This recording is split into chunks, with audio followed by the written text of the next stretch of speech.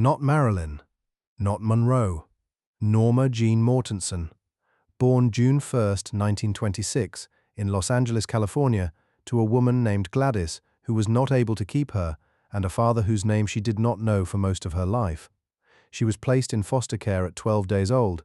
She would spend the next 11 years moving between foster families and an orphanage and back again, in a rotation that had no logic except the logic of a system that was doing its best with insufficient resources and insufficient understanding of what a child needed to become a person.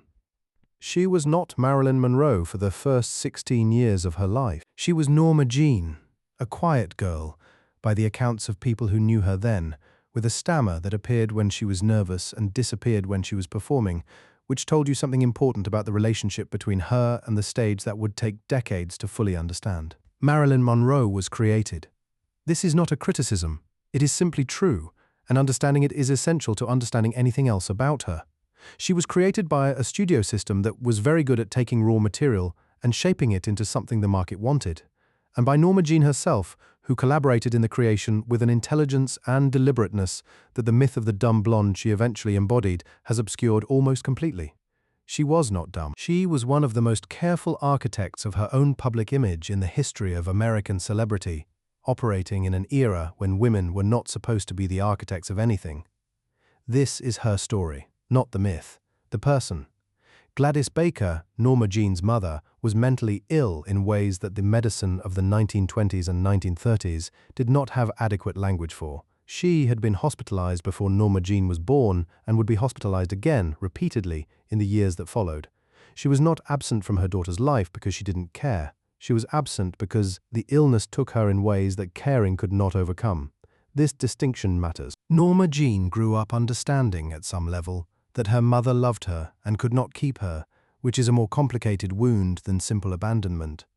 It produces a specific kind of longing, not for a person who left, but for a person who was taken, who existed and loved you and was nonetheless not available. It produces the kind of longing that can never quite be satisfied because the object of it is not absent through choice and cannot be restored through will. Norma Jeane's grandmother, Della Monroe, had taken her briefly when she was an infant, but Della had a heart condition and could not manage the care. It was Della's friend Grace McKee who became the closest thing Norma Jeane had to a stable presence in her early years, a woman who loved her genuinely and was also navigating her own life's complications, and who eventually arranged her placement in the Los Angeles Orphans' Home in 1935, when Norma Jeane was 9 years old. The orphanage was not cruel. This is important to say because the myth tends toward the crueler version. It was institutional. It had the particular flatness of a place where care is distributed systematically rather than personally, where the rhythms are the rhythms of the institution rather than of any individual child's needs. She lived there for 2 years, and the 2 years left their mark in specific ways that she described, in interviews given decades later, with a precision that suggested she had spent considerable time with a memory. She said she had felt invisible there, not mistreated, invisible.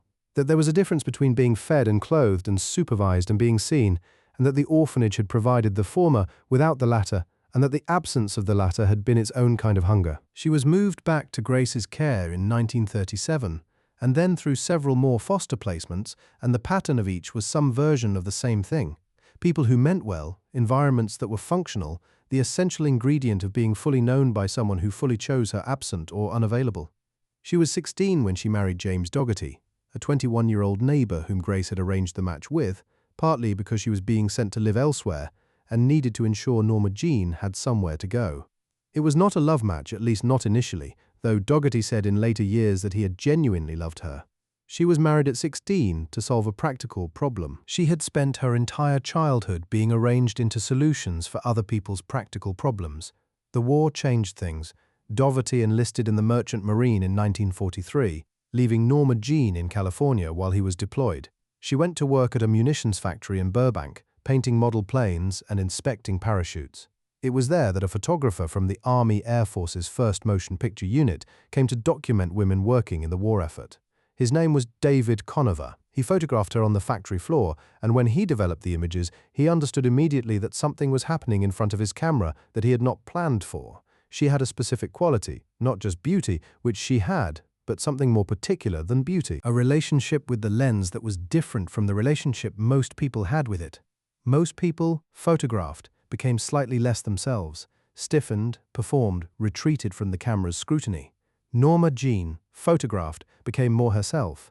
The camera seemed to release something rather than suppress it. He arranged for her to do more photographs. He passed her name to a modeling agency. By 1945, she was appearing on magazine covers, not famous, not recognized on the street, but present in the visual culture of the post-war moment in a way that was building towards something. She divorced Dougherty in 1946. She said later that she had not been able to imagine being a housewife for the rest of her life, not because there was anything wrong with being a housewife, but because she had discovered, in front of the camera, something she could do that no one had ever told her she could do, and the discovery had changed what she thought was possible. She signed with 20th Century Fox that same year. The studio gave her a new name, Marilyn, after the actress Marilyn Monroe, after her mother's family name. She took her mother's name as her own, which was either an act of connection or an act of claiming something she had never been given, or both things at once. She was 20 years old. She was Marilyn Monroe. The early years at Fox were years of being shaped. The studio system of the late 1940s operated on the understanding that talent was raw material and that the studio's job was to process it into a product.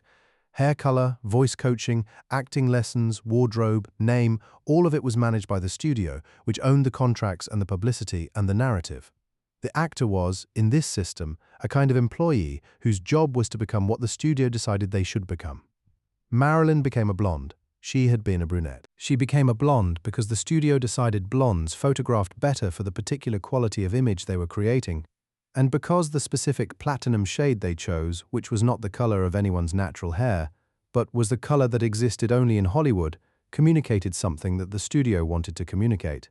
Availability, luminosity, a kind of brightness that was also in ways the visual language of the era encoded almost subliminally, a kind of vulnerability. She took the acting lessons seriously.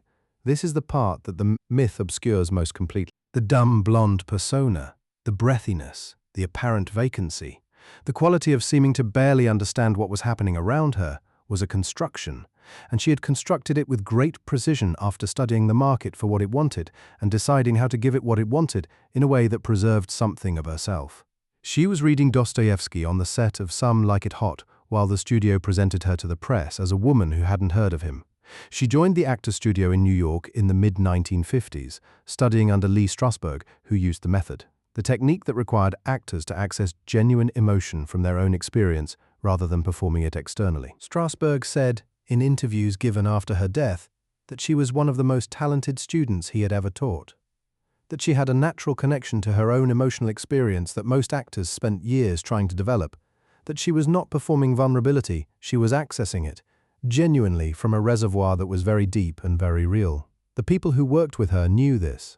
Billy Wilder, who directed her in Some Like It Hot and The 7-Year Itch, complained extensively about the number of takes she required and about her lateness and her difficulty, and said in the same breath that there was nobody like her in front of the camera, that when she was doing it, she was doing something nobody else could do. She required many takes because she was never performing.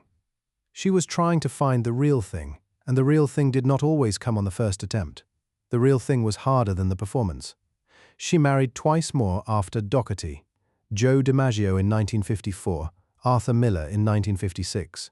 DiMaggio was the most famous athlete in America when she married him. She was the most famous actress in America. The marriage was the collision of two enormous public images, and what was inside the collision was more complicated than the outside suggested.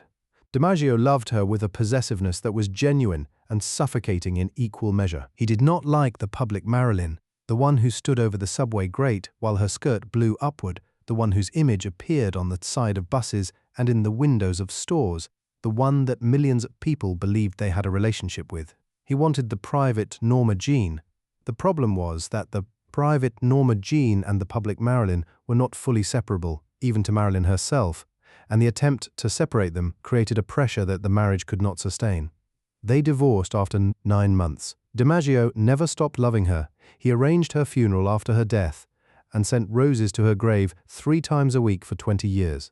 Arthur Miller was different. He was an intellectual, a playwright, a man who engaged with ideas in the way that Marilyn had always wanted to be engaged with.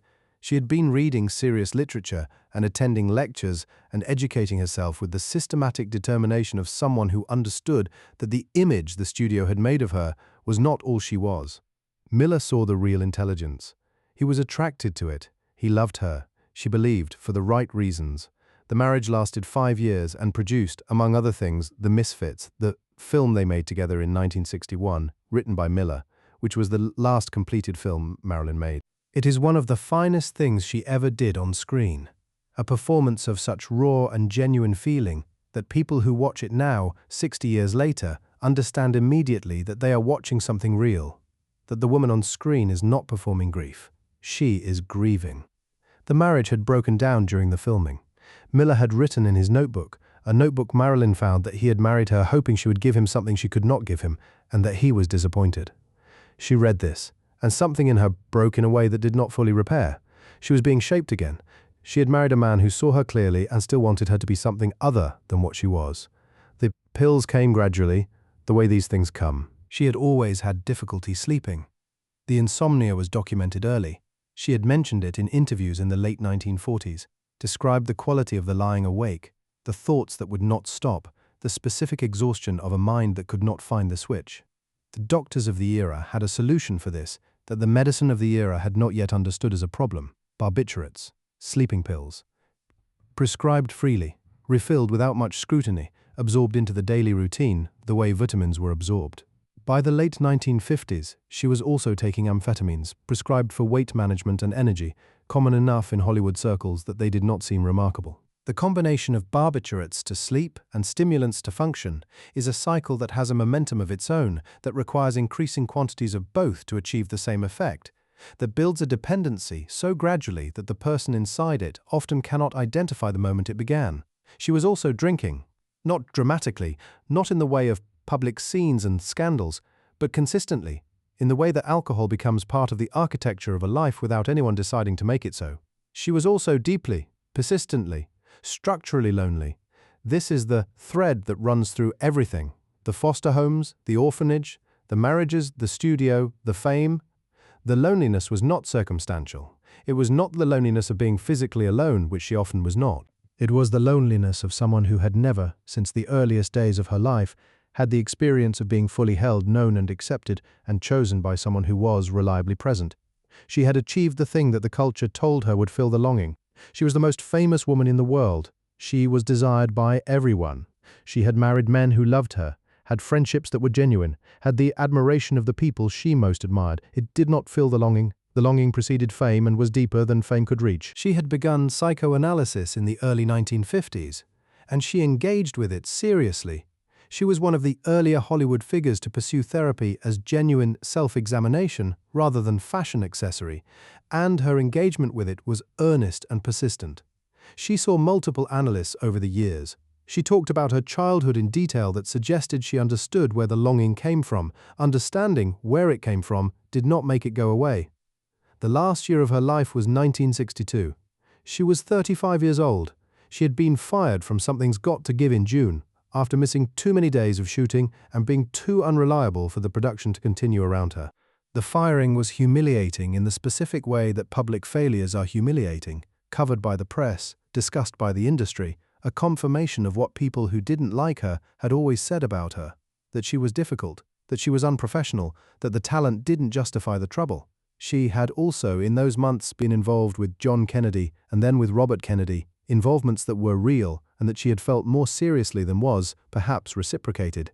And that ended in the way that involvements with powerful men who have everything to lose and nothing to gain from acknowledgement tend to end, quietly, with the specific coldness of a door closing. She had sung Happy Birthday to the President at Madison Square Garden in May, in a dress that the designer said had to be sewn onto her body because it was so fitted. There was no other way to get her into it, and she had sung it in that breathy, intimate way that was simultaneously the most public and the most private thing she ever did in public, addressing the most powerful man in the world the way you address someone in a bedroom, in front of 20,000 people and 10 million television viewers. It was an extraordinary piece of performance. It was also, perhaps, a goodbye to something. She was found dead on the morning of August 5th, 1962. She was in her bedroom in her house in Brentwood, Los Angeles. The official cause of death was acute barbiturate poisoning, a lethal accumulation of the drugs that had been part of her daily life for years. She was 36 years old.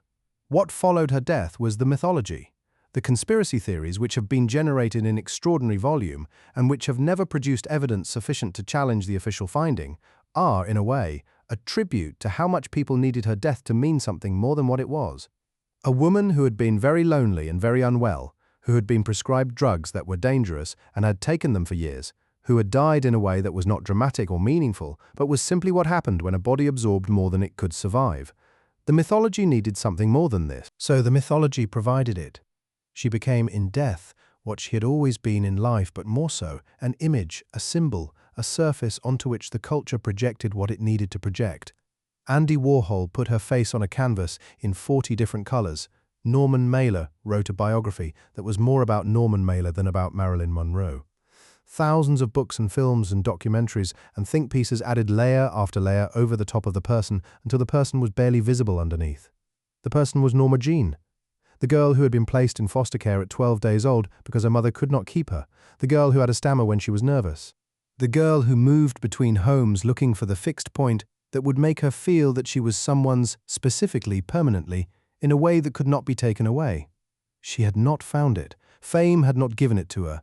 Love had not given it to her. Intelligence and talent and the specific luminous quality that made cameras fall in love with her, none of it had given her the thing that had been missing since before she could have words for it. What she had was the work, the actor's studio, the films, the moments in front of the camera when she stopped performing and started being, and something real moved through the frame in a way that is still visible 60 years later to anyone who watches carefully enough. She was not the dumb blonde. She was never the dumb blonde. She was a woman of considerable intelligence who had been placed, very young, in a world that wanted her to be the dumb blonde and had found ways to survive inside that world while preserving, in the deep interior of herself, something the world had not made and could not take.